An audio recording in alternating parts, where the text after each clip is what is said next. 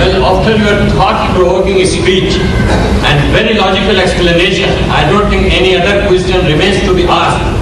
But one question which is generally addressed by the so-called Christians in the West, particularly to some Muslim scholars, they say that we were born Christian, but now we don't believe in the existence of any God.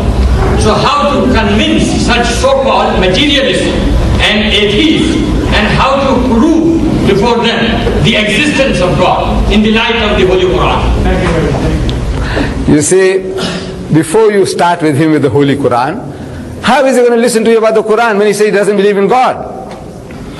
So, these people you're talking about, this Westerner, whoever he is, whether American or British, he is still a Christian subconsciously at the back of his mind.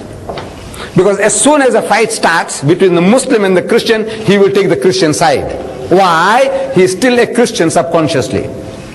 So, now what you do with him, a technique I'll show you. As soon as you ask any of these people, you meet them in the flesh, he said, what church you belong to? He said, no, I don't go to any church. I don't believe in God. So you tell him, congratulations to you. Amazing, amazing. The man said, I don't believe in God. I said, tell him, congratulations to you. And the guy gets shocked. He expects you to chop off his head. Kafir, mardud. You don't believe in God? Chop off his head. That's what he expects from the man of religion. I said, no, congratulations to you. He said, why congratulations? I said, you see, if you told me you are a Christian, no congratulations. Because your father was a Christian, your mother was a Christian. Right? He said, right. So what did you do? Nothing. You tell me you are a Muslim? No congratulations. Why? Because your father was a Muslim, your mother was a Muslim. What did you do? Nothing. But you tell me you don't believe in God? I said, congratulations. Because you have been thinking. What made you to reach that stage where you say there is no God? You were thinking. So for that I congratulate you. What were you thinking?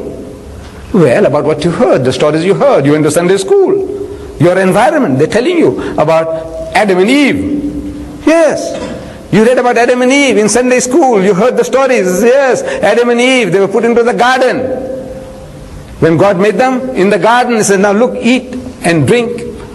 Eat any of the fruit in the garden except this one tree. In the middle of the garden, the fruit of that tree thou shalt not eat, because the day that thou eatest thereof thou shalt surely die. Right? He said, yes. And they ate. And they discovered that they were naked. Prior to that, they were in a state of innocence, like little children. They didn't know what was what. As soon as they ate, that was supposed to be the tree of knowledge, the fruit of the tree of knowledge, so they realized that they were naked. So they started plucking leaves and covering themselves up. And Adam heard. I'm reading the Bible which he read. And Adam heard the footsteps of God walking in the garden in the cool of the day. You know, mighty King Kong. Boom, boom, boom, boom, boom. That's what the Bible says. He heard the footsteps of God walking in the garden in the cool of the day. It was afternoon, late afternoon. So Adam went and hid himself away in the bushes. So God comes and stands where Adam was a few seconds before, and he scans. He can't see them. So he shouts, Adam, Adam, where art thou? Kahan hai tu, kahan hai? Poor God, he didn't know where Adam was. Or maybe he was playing hide and seek. Look, we do play hide and seek. You see, I do it with my grandson. He's 4-year-old now. See, I go home, my grandson, he's there in front of me. But I look up all over. I say, Rais, tu kahan che? I say, where are you? And he's just having a good laugh. He thinks, grandpa can't see. Look, I'm playing the fools with him. He says, where are you? Where are you? He's laughing. So maybe God Almighty also, he wants to play a little joke with Adam and Eve. So Adam peeps through the bushes and he says, I'm here. So why do you behave like that? You have done something wrong. He said, no, I was naked. So how do you know you were naked? You have been eating of the fruit. He said, no, the woman that thou gavest to me, that woman. You see, if you didn't give me that woman, I wouldn't be in trouble. You gave me that woman, now got me into trouble. And you woman? He said, the serpent that beguiled me, passing the buck, the oldest game in the world. Don't own up.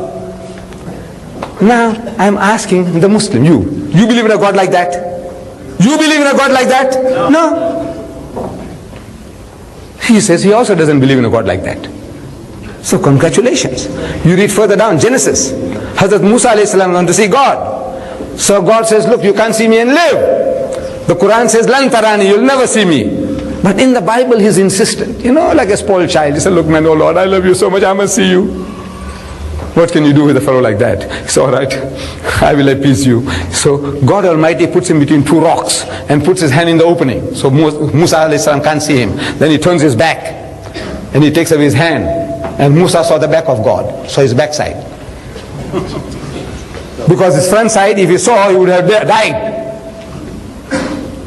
You believe in a God like that? Who shows his backside to Musa? Says no. Look, he's agreeing with you. What you want to tell him, he's telling you himself. You believe that Mary carried God for 9 months? Ask him. He said, no, you believe that? That Maryam carried God for 9 months? And this God was born and was circumcised on the 8th day. You believe that? No. So look, that man has taken the first step towards Islam. What is the first step? Anybody want to accept Islam? What do you say? Say, start. La. What is la? No. La ilaha. There's no God. There's no object of worship except Allah. So he's taken the first step. He's saying la ilaha. This. That God. That God. No. He's taken the first step, man. Take him the following step. Take him further. That's your job now. Congratulate him and take him out from there. So come man. How did this thing come into being? So he explains to you, and you find the Quran confirms. The Quran confirms. He says, look man, this book is telling what you are telling me. Inshallah, you'll be able to do the job.